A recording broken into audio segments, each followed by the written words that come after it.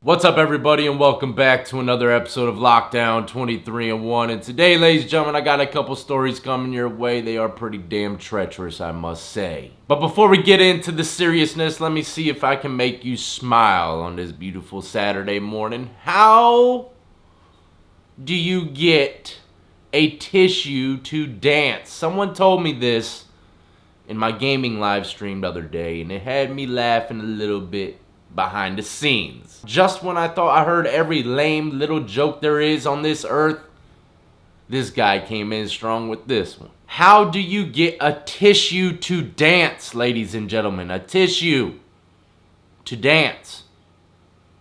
You put a little boogie in it. Put a little boogie in it. Oh, I had to bring that one y'all's way, man. That shit had me laughing. But anyways, let's go ahead and get into this story, ladies and gentlemen. Please do not forget to hit the like, subscribe, and notification bell if you enjoyed my joke. And don't forget to check out my other channel, Mr. Death. Club Death jumps off every single night, live. And this is a very sad one, ladies and gentlemen. Very sad. A Pennsylvania man has been arrested after allegedly firing into a suburban home earlier this month, killing a 52-year-old wife and mother as she slept after mistaking her home for someone else's. Listen to this, it's crazy. Nathan Joseph, 20, was charged on Thursday with criminal homicide, discharging a firearm into an occupied structure, carrying a firearm without a license, and reckless endangerment, according to criminal complaints. Nathan's arrest came days after Tracy's death on July 20th. Tracy, a mother of two, was asleep in her home in Derry Township when she was struck by a bullet. Sleeping, ladies and gentlemen, sleeping, gets struck with a bullet. Can you imagine that? Her husband stated that she woke him up to tell him she had been bitten by something. But when he turned on the light, he found out that she was bleeding heavily from a wound on her upper chest. According to court documents obtained by the outlet, she was rushed to a local hospital where she succumbed to her injuries. This girl woke up in the middle of the night from a gunshot wound to her chest and wakes up her husband to say she thinks she got bit by something. That's how completely off guard she was with this whole situation, and her husband. I wouldn't know what to do if Brittany woke me up, said she'd been bit by something, and I looked down and realized it's a damn bullet hole in her chest. I would stop at nothing to get my revenge, man. Whether he's in prison or not, I'll figure out a way, man, because I can't even picture my wife waking me up saying something like that, man. That'd be so damn sad, you know? This lady, literally, her adrenaline was probably rushing so much she didn't feel nothing, but at the same time, you know, when bullets, I've seen people get shot and they don't even know. They don't even know. They think they got shot, but they don't know until later on they see a little bit of blood coming out, you know, at the bottom of their pant leg. Like, oh shit, I did get shot. Sometimes it doesn't hurt like you might think. Sometimes it goes right in, and the surface wound is not that, you know, it's not that painful, but inside it might have clipped an artery and you're bleeding out. You're bleeding out, about to die in a couple minutes, and you have no idea because it doesn't really hurt that bad. And then you start getting a little lightheaded and a little more lightheaded, and you faint from blood loss, and you're meeting your maker. I got a little deep into that one, but it is what it is. Ladies and gentlemen, it's crazy. It's just crazy, man. Nathan was arrested 2 days later during a traffic stop on drug-related charges, but later allegedly admitted to the shooting. He allegedly said that he drove to the home at around 4 a.m. on Monday and got out of the car and fired multiple shots at the house before fleeing.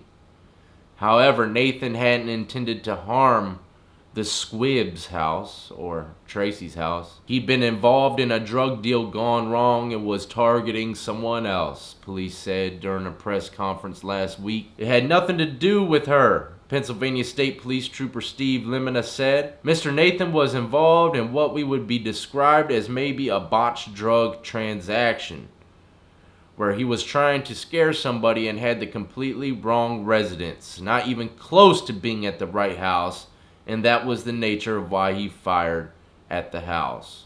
Look at this idiot. Look at him.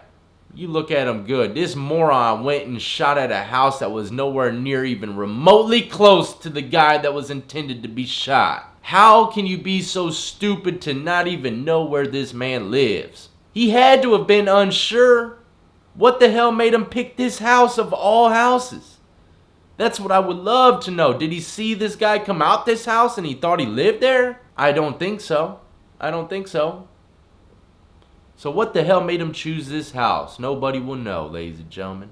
Nobody will know. At least we won't know. The article doesn't state exactly why he chose that house. Tracy's 2 children were also in the home at the time of the shooting, but were not harmed. Nathan is currently being held without bond at the Westmoreland County Prison, according to the Tribune Review. Tracy taught preschool and kindergarten at Grace Bible Church for a number of years. Pastor Jason Lossier described her as someone who was full of life, a sentiment echoed by others who knew her. Helpful in any way, fun to be around. Co-worker and friend Nikki told the outlet, "You could call her in the middle of the night because she would be there if you needed her." Rest in peace, Tracy, and I pray for your husband and your 2 children. Very, very sad story. Now, ladies and gentlemen, let's jump over to this story. It's kind of weird. It's a cloudy with a chance of cannabis in Tel Aviv. A drone dropped bags of weed. Death drops. Droplets, driplets, dribbles, warm droplets of bags of weed over a city square. Sending folks running into the streets for the gratis greens. I don't even know if I pronounced that right. Gratis? Dank started dropping from the skies over Raven Square Thursday, a ganja gift from local activists seeking to legalize it. As you can see in the video, the free baggies of bud started fluttering down from a high-flying drone, and people scrambled to scoop up the strains in the middle of the traffic. That's just damn funny to me, man. Pro-legalization group Green Drone. Oh my god, they named their shit Green Drone though, man. They should name that shit the Green Machine Drone. Pro-legalization group Green Drone hinted at operation beforehand in a message on Telegram saying, "The time has come. Is it a bird? Is it a plane? No, it's Green Drone sending you free cannabis from the skies." Oh, what a telegram that would have been. I would have been outside all day sunbathing, waiting. Medical cannabis is legal in Israel, while recreational use is still illegal, but mostly decriminalized. Ladies and gentlemen, what would you do if you seen buds raining out the sky in little baggies? What would you do? Would you pick that shit up and actually smoke it? I wouldn't pick nothing up that's floating out the sky. That's like a setup to me, man. In my eyes. Yeah, I wouldn't trust any kind of nugget wrapped in a baggie. I don't care what, if it was a professional bag. I don't care. I'm not trusting nothing that's coming out the sky, man. Nothing. In my head, I'm like, yeah, there's some big elite behind the whole thing. And he's like, watch these idiots smoke this laced bud. And next 30 years, we'll all have mind control over them. That's how I be thinking sometimes. Or, you know, I mean, it's 2020, man. I've heard so many damn theories of shit. I don't even trust my own hat.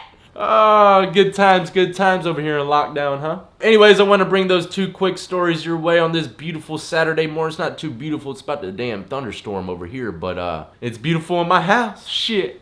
That's all I need. And you know, one more thing to make you feel much better about your situation if you might be poor and don't have shit going on, okay? Let's rewind it in history, back in the day. If you were to have your own running water in your house while others are using buckets of water or something like that, you got running water, faucets, and electricity. Something so simple that everyone has nowadays would have made you a damn king back in the day.